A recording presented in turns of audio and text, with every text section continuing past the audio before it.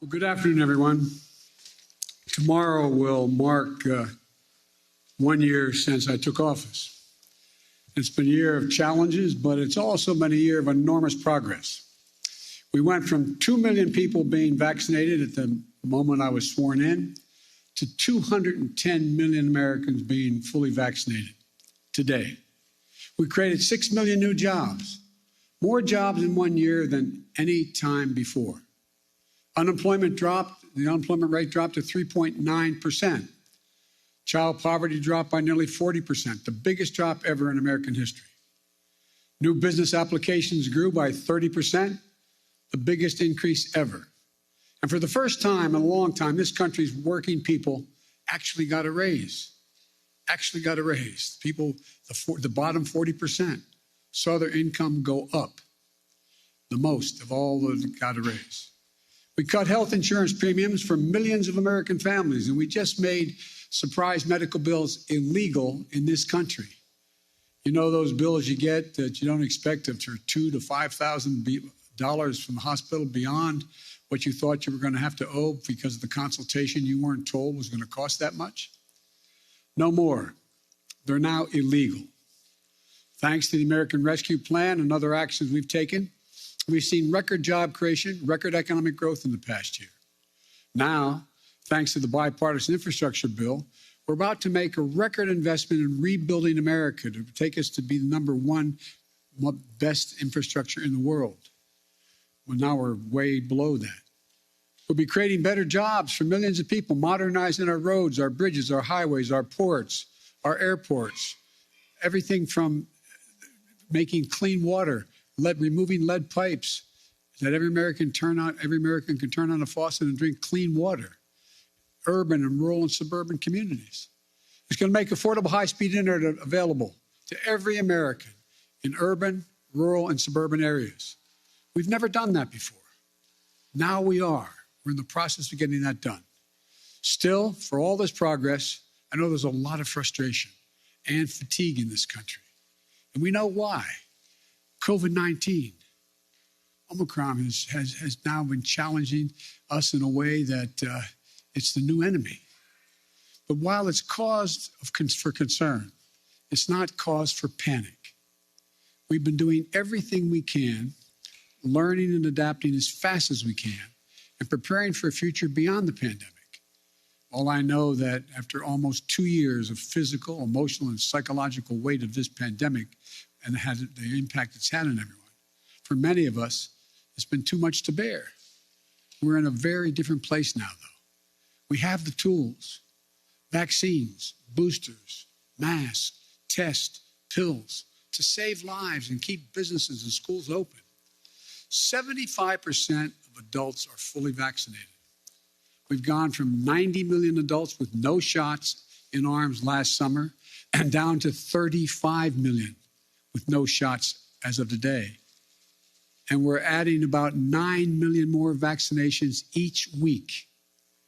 We're going to stick with our vaccination efforts because vaccinations work.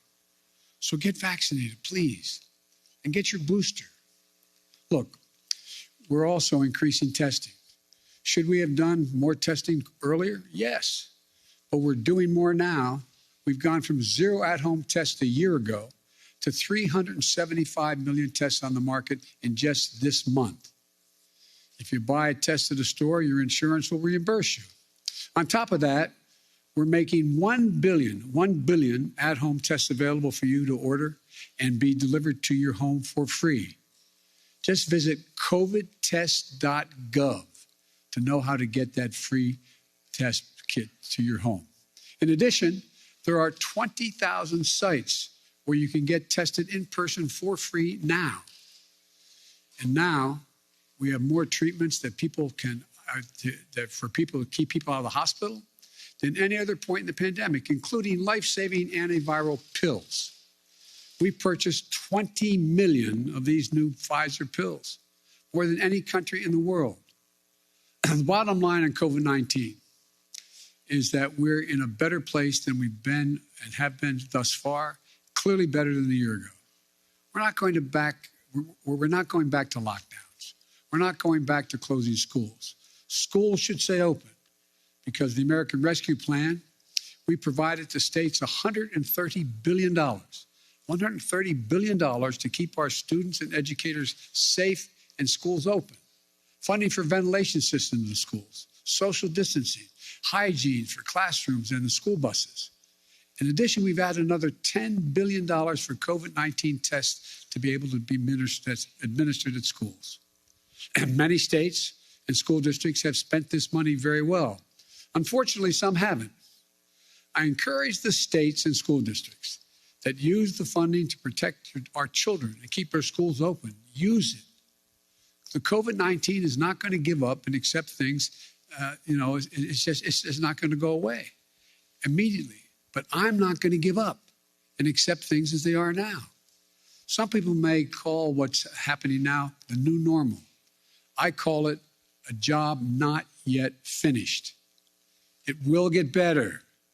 We're moving toward a time when COVID-19 won't disrupt our daily lives, where COVID-19 won't be a crisis, but something to protect against and a threat. Look, we're not there yet, but we will get there. Now, the second challenge we're facing are prices. COVID-19 has created a lot of economic complications, including rapid price increases across the world economy. People see it at the gas pumps, the grocery stores, and elsewhere.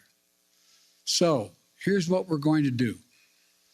A critical job in making sure that the elevated prices don't become entrenched rests with the Federal Reserve, which has a dual mandate: full employment and stable prices. The Federal Reserve provided extraordinary support during the crisis for the previous year and a half. Given the strength of our economy and the pace of recent price increases, it's appropriate, as the federal chairman, Chairman Powell, the Fed Chairman Powell has indicated, to recalibrate the support that is now necessary. I respect the Fed's independence, and I've nominated 5 superb individuals to serve on the Federal Board of Governors, men and women from a variety of ideological perspectives. They're eminently qualified, historically diverse, and have earned bipartisan praise.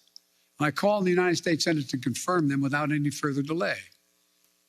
And here at the White House, and for my friends in Congress, the best thing to tackle high prices is a more productive economy with greater capacity to deliver goods and services to the American people. And a growing economy where folks have more choices and more small businesses compete, and where more goods can get to market faster and cheaper. I've laid out a 3-part plan to do just that. First, fix the supply chain. COVID-19 has had a global impact on the economy. When a factory shuts down in one part of the world, shipments to shops and homes and businesses all over the world are disrupted. COVID-19 has compounded that many times over. A couple of months ago, in this very room, we heard dire warnings about how the supply chain problems could create a real crisis around the holidays. So we acted. We brought together business and labor, and that much predicted crisis did not occur. 99% of the packages were delivered on time, and shelves were stocked. And notwithstanding the recent storms that have impacted many parts of our country, the share of goods in stock at stores is 89% now, which has barely changed from the 91% before the pandemic. I often see empty shelves being shown on television. 89% are full, which is only a few points below what it was before the pandemic. But our work's not done. My infrastructure law will supercharge your effort upgrading everything from roads and bridges to ports and airports, railways and transit, to make the economy move faster and reduce prices for families. Second thing, my Build Back Better plan will address the biggest cost of working families face every day. No other plan will do more to lower the cost for American families. It cuts the cost for childcare. Many families, including the people sitting in this room, if they have children and they're working full-time, many families pay up to $14,000 a year for childcare in big cities, less than that in smaller ones. My plan cuts that in half. That will not only be a game changer for so many families' budgets, but it will mean so much for the nearly 2 million women who've left the workforce during the pandemic because of things like childcare.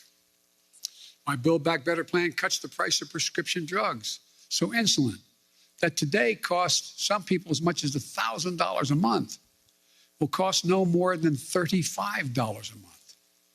It cuts the cost of elder care. It lowers energy cost. And it will do all this without raising a single penny in taxes on people making under $400,000 a year or raising the deficit. In fact, my plan cuts the deficit and it boosts the economy by getting more people into the workforce. That's why 17 Nobel Prize winners for economics say it will ease long-term inflationary pressure. The bottom line, if price increases are what you're worried about, the best answer is my Build Back Better plan. Third thing we're going to do, promote competition. Look, in too many industries, a handful of giant companies dominate the market in sectors like meat processing, railroad, shipping, and other areas. This isn't a new issue. It's not been the reason we've had high inflation today. It's not the only reason. It's been happening for a decade. But over time, it has reduced competition, squeezed out small businesses and farmers, ranchers, and increased the price for consumers. We end up with an industry like the meat processing industry, where 4 big companies dominate the markets. Pay ranchers less for their cattle they grow, charge consumers more for beef, hamburger meat, whatever they're buying. Prices are up. Look, I'm a capitalist, but capitalism without competition is not capitalism, it's exploitation. So I signed an executive order to tackle unfair competition in our economy, and we're going to continue to enforce it, along with working with Congress where we can. I'll close with this. We have faced some of the biggest challenges that we've ever faced in this country these past few years. Challenges to our public health, challenges to our economy. But we're getting through it. And not only are we getting through it, we're laying the foundation for a future where America wins the 21st century by creating jobs at a record pace. Now we need to get inflation under control. We have developed an extraordinarily effective booster shots and antiviral pills. Now we need to finish the job to get COVID-19 under control. I've long said, it's never been a good bet to bet against the American people or America. I believe that more than ever today. We've seen the grit and determination of the American people this past year.